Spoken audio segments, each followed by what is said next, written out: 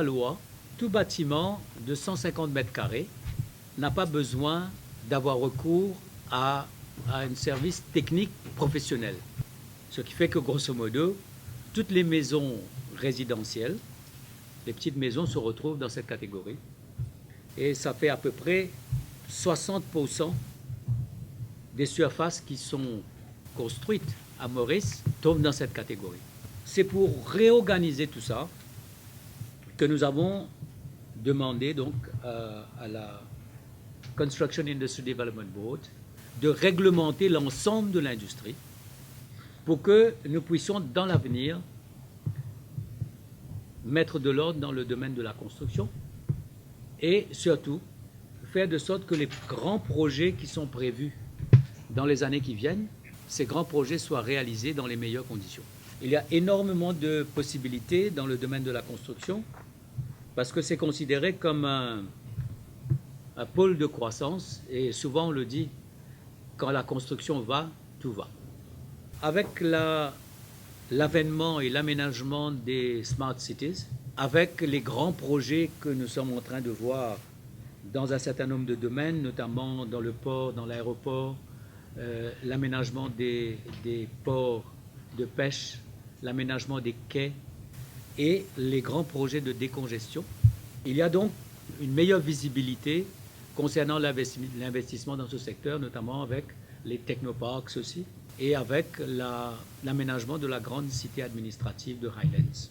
Concernant la main-d'œuvre, le chiffre actuel d'à peu près 90 000 personnes qui travaillent dans ce secteur, dont une 50 000 qui travaillent de manière, je dirais, substantielle, c'est-à-dire de manière formelle. Cette main-d'œuvre-là n'est pas réglementée comme il se doit.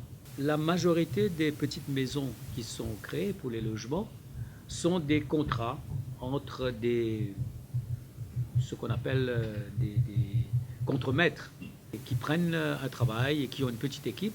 Et dans la majorité des cas, ces personnes, ces professionnels, si je peux mettre ce mot entre guillemets, ont appris le métier sur le tas. Il y a des rythmes, des règles de travail. Et il y a aussi, je dirais, en ce qui concerne le coût de la construction, ça varie énormément. Pour le ministère, nous avons les 5 grands projets de décongestion, dont les travaux commencent en juillet 2016, avec un investissement de 3 milliards par an étalé sur 5 ans. Ce que nous souhaitons, que ce soit les Mauriciens qui travaillent sur les grands chantiers de demain. Et comment on peut faire ça?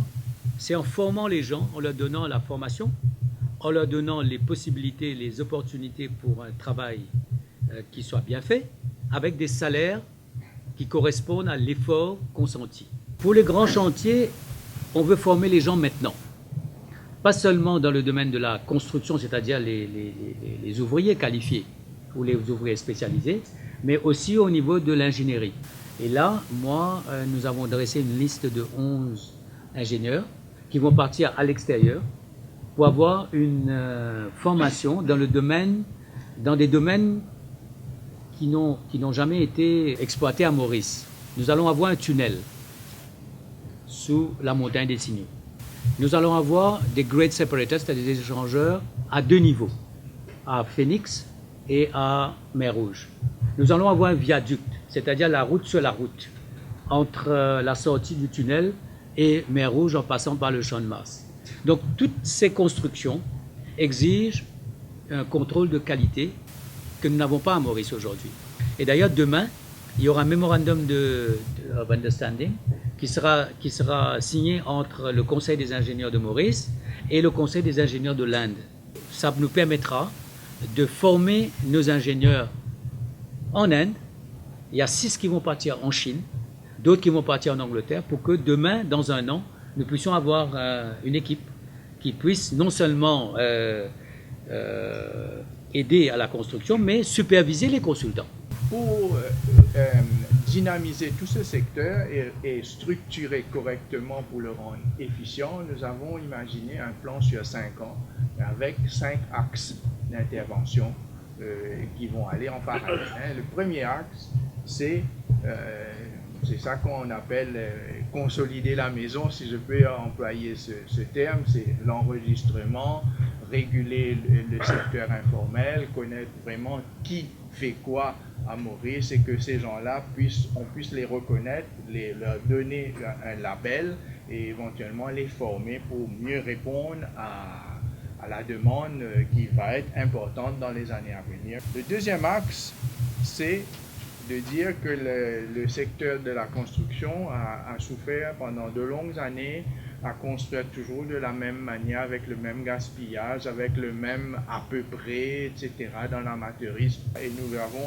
un deuxième axe qui est l'innovation, c'est-à-dire voir les nouvelles techniques, des techniques qui sont plus dans le développement durable, et qui sont dans l'innovation et qui va dans le sens aussi d'une meilleure qualité et meilleure affordabilité, que ce soit plus abordable pour l'ensemble. Mais ça ne s'arrête pas juste à une question de vulgarisation et de diffusion de cette information, mais c'est aussi de benchmark, c'est-à-dire la qualité, c'est ça, il y a des niveaux, des règlements, on peut mesurer, et une qualité a un prix, et tout ça, ça va être organisé de manière à ce que, donc pour répondre à des demandes importantes, ce volet innovation et construction verte est un volet important pour demain. Le troisième axe, c'est la protection du grand public et la protection de toutes les personnes qui investissent des fois l'économie de toute une vie dans une maison ou dans une construction. Ces personnes-là doivent être protégées et c'est le rôle du gouvernement d'établir un ensemble des règles pour les protéger. Et pour ce faire, nous allons donc établir des vrais contrats, des contrats de construction que tous les opérateurs du secteur peuvent utiliser. Et s'il y a un litige, ils viendront vers nous pour régler ce litige. Et ce contrat va être inspiré, bien sûr, des normes internationales, mais adapté au contexte mauricien et local, et surtout au climat mauricien, au savoir-faire mauricien. Le quatrième volet, c'est former, empower les gens à se prendre en charge et en même temps à s'établir.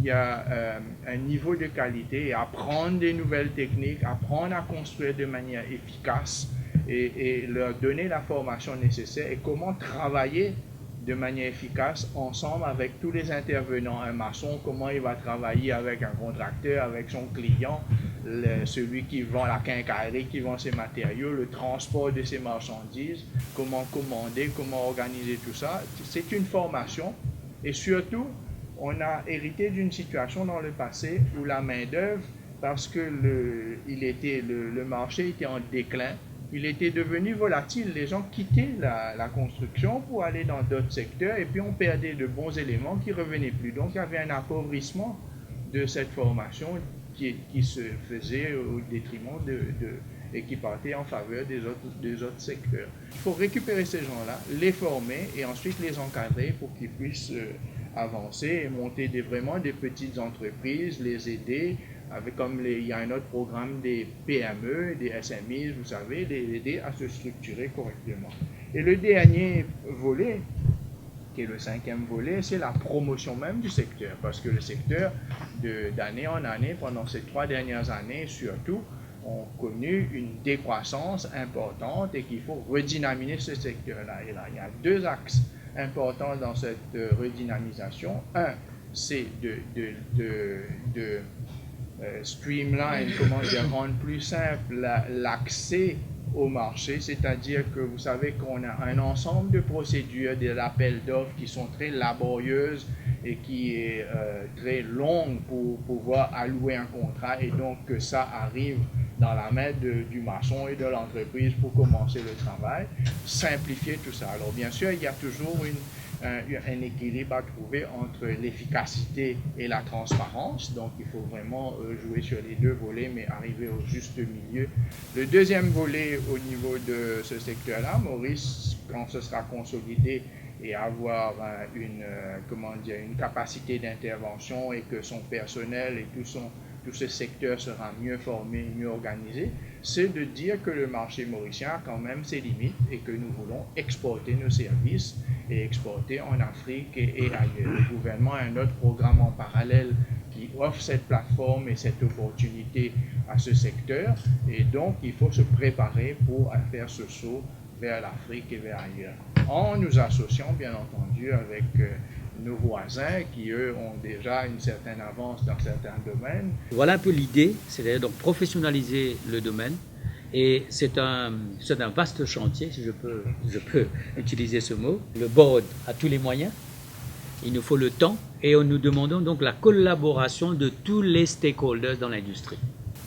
Les grandes compagnies, les compagnies de construction, les différents conseils des ingénieurs, tous ceux qui sont concernés par la construction, pour qu'on puisse travailler ensemble et qu'on arrive à moderniser, sophistiquer l'industrie de la construction à l'île Maurice. Si on peut faire des économies, si on peut éviter les variations comme les variations concernant le montant des contrats, je pense que ce serait de l'argent public bien dépensé. Et c'est un peu l'esprit qui va gouverner désormais tous les autres grands projets que nous allons entamer. Je pense qu'on va avoir un site web où on pourra éventuellement mettre sur la liste et les gens pourront consulter la liste des constructeurs et le grading en fonction des projets qu'ils souhaitent voir se réaliser. Il y a aussi l'autre sanction, et nous sommes en train éventuellement de considérer cette possibilité, c'est le debarring. Ça veut dire que nous n'allons pas accepter que certaines compagnies qui ont fauté participent aux nouveaux appels d'offres. Par exemple, dans le cas de Ring Road et dans le cas de Terre Rouge-Verdun, nous sommes en train de procéder, voir avec le Central Procurement Board, la possibilité de debarring un certain nombre de compagnies qui n'ont pas réalisé les travaux selon les international standards.